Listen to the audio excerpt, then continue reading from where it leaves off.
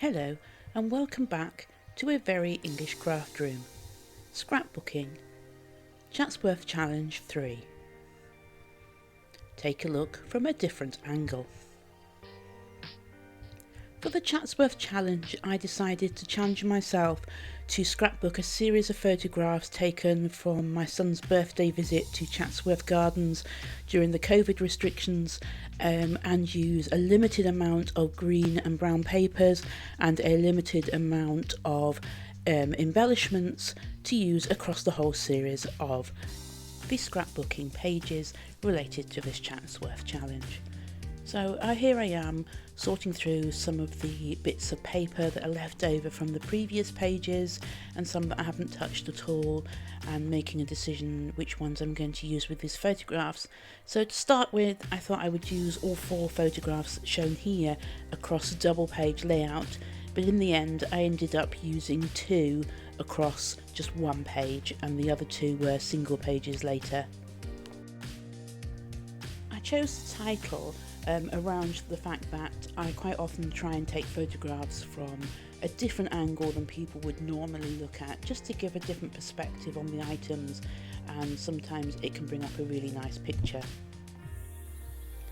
This paper here, I used the other sheet of it on pages 1 and 2 from this challenge, so I'm trying to decide here whether I'm going to use it, and if so, quite how much of it I'm going to use. I was trying to work to the 5-inch and 7-inch sort of ratio, which is often recommended when doing scrapbooking pages because it's supposed to be more aesthetically pleasing to the eye. And here again, using the reverse side of a piece of paper that I used the majority of it in the first 2 pages. I have quite a lot of scrapbooking paper in my craft room, so was trying to challenge myself to use up some of the paper that I might not otherwise do so at first choice. Using the ruler here to tear it because it gives a straight but slightly tattered line, which gives a little bit of texture and depth to the layout. So now just playing around with the layout of some of these bits of paper, just working out what to use where and if some of it will actually be used at all.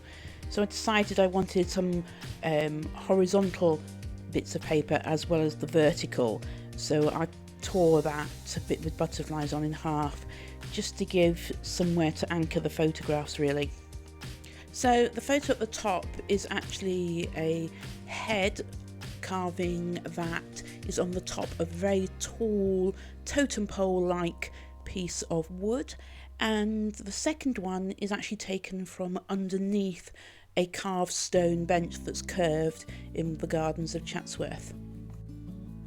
As the background papers are quite busy, I wanted to mat and layer the actual photographs on some plain green here that tones in with the bits of paper that I'd already selected.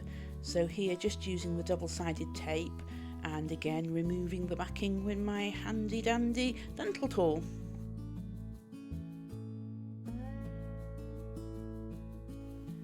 This video was filmed before I got a paper trimmer for Christmas, so I'm using a rotor cutter and a steel-edged ruler to cut the matting layers.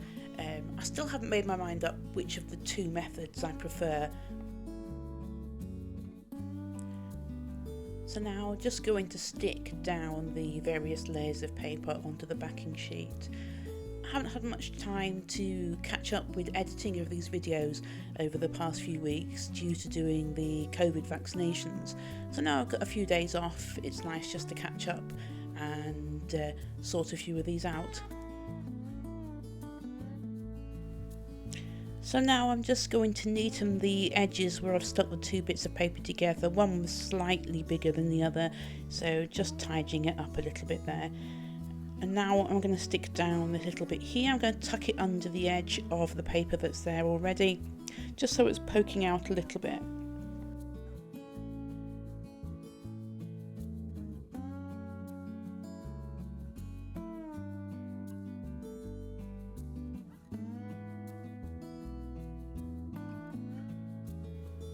So now I'm going to trim the edges of this matting and layering around the photograph. I just wanted a very fine line there, and again using an old rotary cutter there before getting a new one at Christmas. Christmas seems quite a long time away now, a long time ago. Comment below if you got any scrapbooking or crafting items for Christmas and whether you've enjoyed using them. Are there any go-to craft items you always use when you're in your craft room or wherever you do your craft? Comment down below any items that you definitely couldn't do without. For me, one of the items that I couldn't do without, and is one of the cheapest items I've got, is that little blue dental stick. Like I've mentioned before, came in a kit from one of the pound shops with multiple items in it, but this one I've used again and again and again.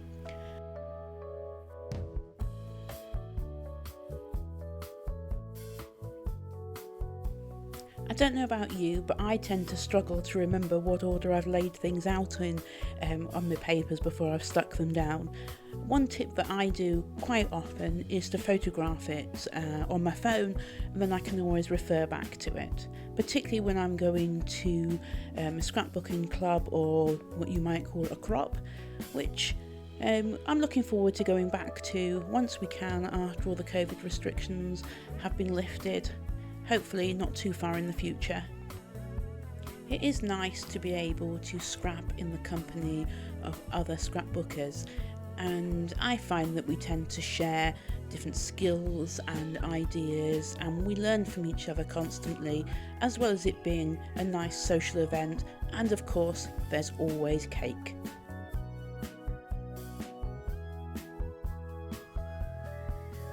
So now I'm trying to find a use for this particular piece of paper, and I play around with maybe using it as another mat and layering layer, but in the end I decide I'm not going to use it and pop it away for use on another layout.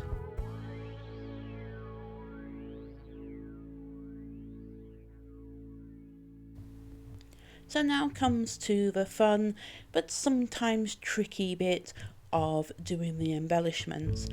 As I said earlier, in this challenge I had limited myself to a small range of embellishments and didn't want to dip into my other pots.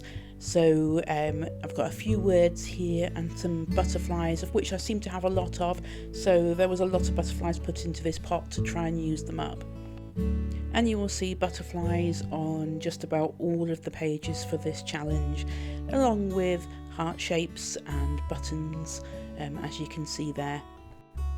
I had put the word beautiful, a sticker with the word beautiful, into the set of embellishments for this challenge, and I continually tried using it on all the different layouts. I think I do actually use it up eventually. So now, starting to stick things down, you will see I did refer back to my phone a few minutes ago just to have a bit of confirmation on what my original plan for this layout was. And you can see I'm using the T-square there to help me get the layers and the photographs straight on the layout. Apologies for that little pinging noise there, that was just a text message coming through on my phone. I've now muted it.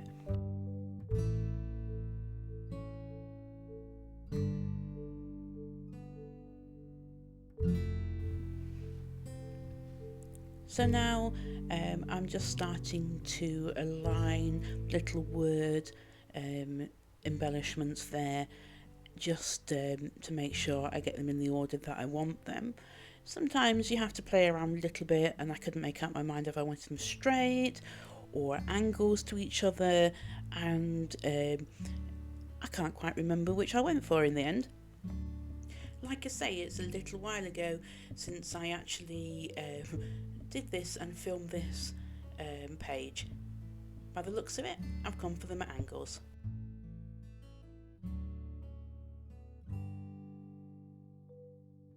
Oh, maybe not, because now I've taken them off and got the T-square out and I'm putting them on straight. Sometimes it takes a little bit of playing around just to get them where you want them.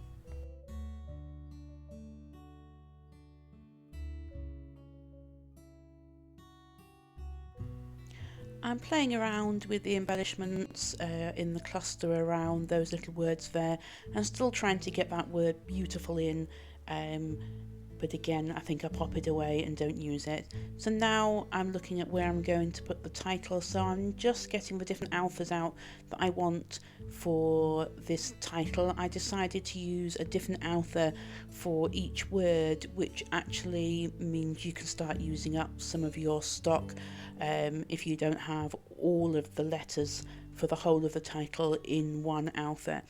I always do them on the Perspex ruler here, so that I can reposition them around the page and fiddle around a bit until I'm happy with how I've got them.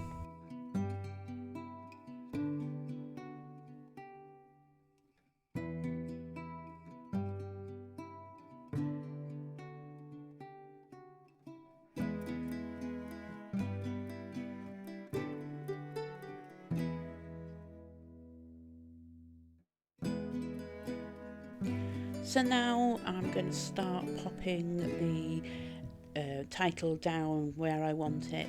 So again, using the T-square to make sure that they are level, although some of these words I don't want level. I actually end up putting them a little bit higgledy-piggledy, as you will see in a few minutes once they're all set in place.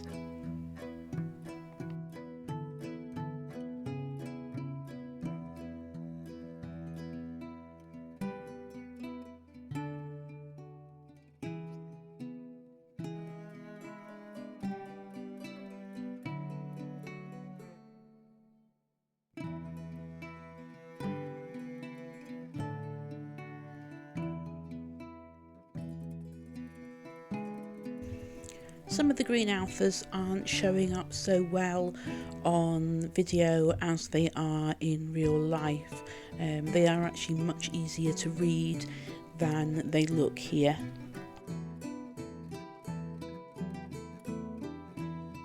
Getting the backing off these little tiny foam alphas is really tricky, and actually in the packet some of them have lost the backing, which me saying it's tricky to get them off, obviously when they're in the package it isn't tricky for them to come off, but they sometimes stick together, so you have to spend a bit of time fiddling around to get them back into the right shape that you want them.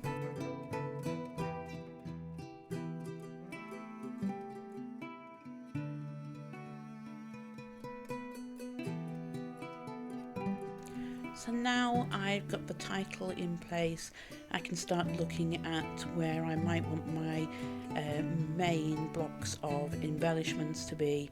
On the whole, I try and find 3 blocks of embellishments because I find that odd numbers just look better on a page than even numbers, but it doesn't always work out that way. So I think I'm going for 3 on here, but again I can't quite remember, and again there's going to be butterflies on each one.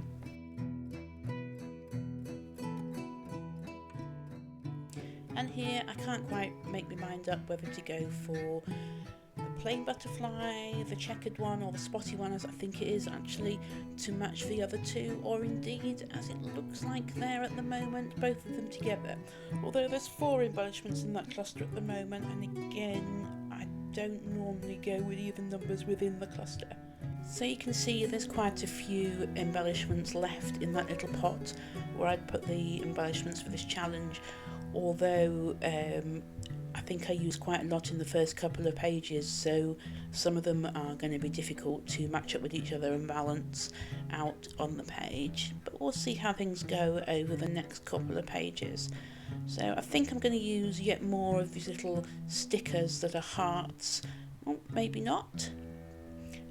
The button there, I'm trying to see whether that will look good in the centre of that flower shaped one, just to give it a little bit more definition, and I think that's what I've decided to do looking at that.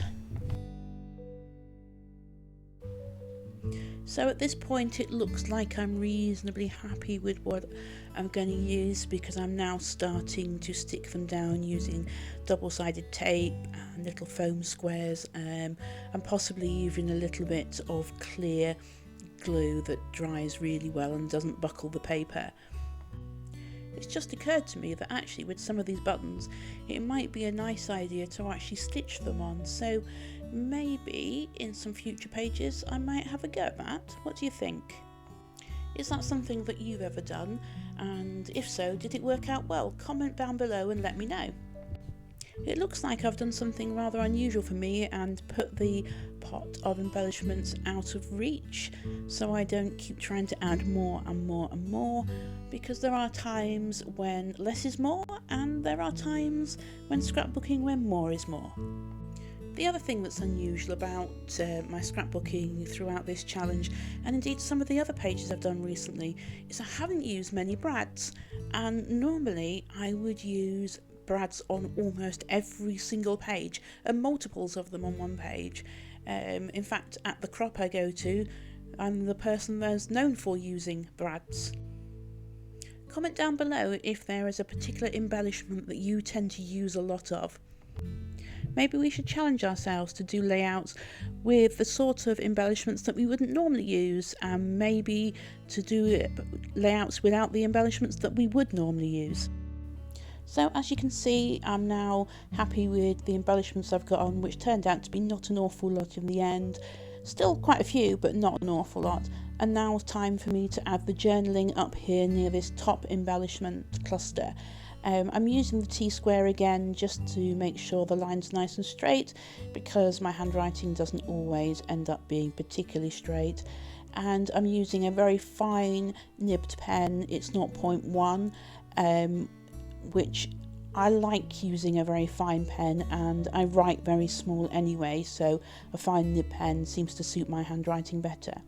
Not always keen on my handwriting, but someone mentioned it to me once that actually even if you're not keen on your handwriting, you should try and use it in your scrapbooking, because future generations will want to see your handwriting.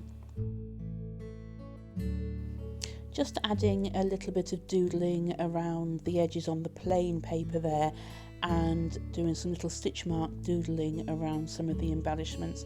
I find it just helps to finish the page off on some of my pages. So here it is, all finished. I hope you liked it. Now all that remains is for me to thank you for joining me in a very English craft room, and ask that if you enjoyed this video that you will press on the like and subscribe buttons, and join me again in a very English craft room.